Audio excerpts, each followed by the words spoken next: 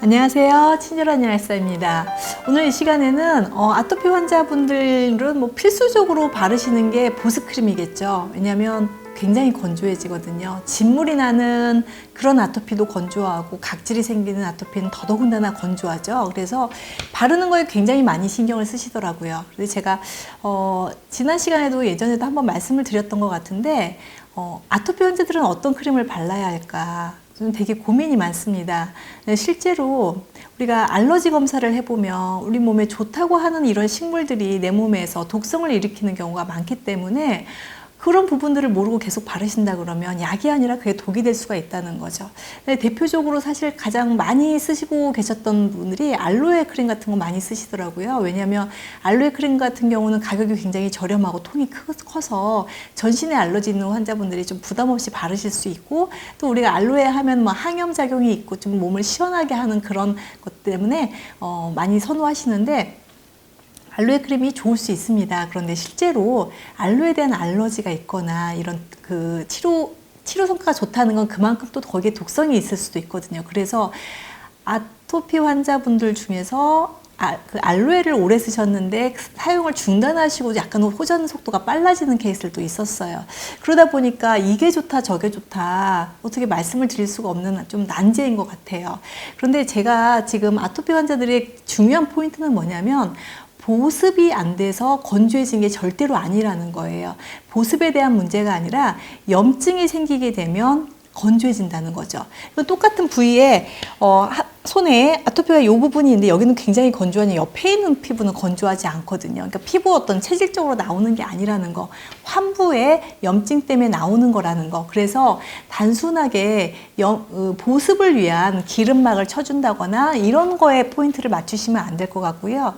어떤 크림이 얼마나 항염작용을 가지고 있느냐에 포인트를 맞춰주셨으면 좋겠어요. 그래서 재생이라는 부분보다 조금 더 원인 치료를 하기 위해서 염증을 억제시켜주면 그 재생이 도움이 될 거고, 또 거기에 보습을 역할을 해줄 수 있는 성분이 같이 있다면 더더군다나 효과가 있겠죠.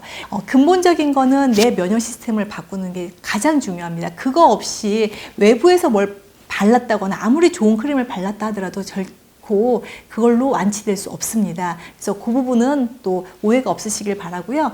그렇지만 이 항염크림을 바르는 거를 좀 열심히 해주셨던 케이스들을 보니까 먹는 약하고 바르는 거하고 같이 동시에 하는데 바르는 거를 좀 열심히 해주셨던 케이스들이 훨씬 더 치료 효과가 좋았다는 거예요. 그래서 제 치료의 기본 베이스를 다시 한번 정리해서 말씀드리면, 면역을 교정하는 거.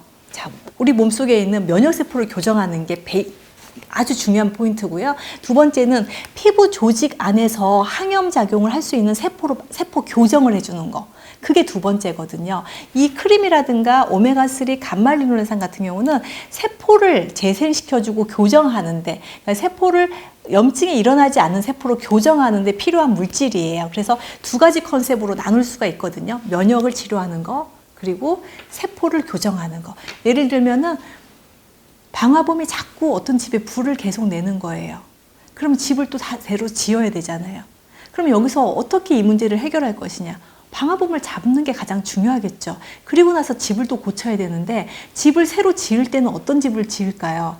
불에 잘 타는 집으로, 그런 재질로 쓰면 안 되겠죠. 스티로폴 많이 쓰고 그러면 안 되겠죠. 그래서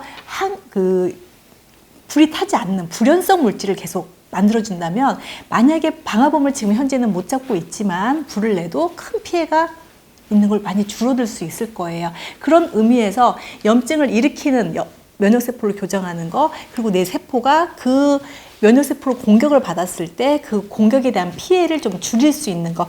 치료하고 계시는 환자분 중에 정말 한 달에 이 크림을 4-5개 쓰시는 분들도 계시거든요. 이제 오늘 이 시간은 좋은 크림, 그리고 나쁜 크림, 좋은 크림을 딱 구분해 드릴 수는 없지만, 그래도 치료에 접근할 수 있는 크림을 선택하는 현명한 선택이 됐으면 좋겠습니다. 오늘 이 시간 경청해 주셔서 감사드립니다. 고맙습니다.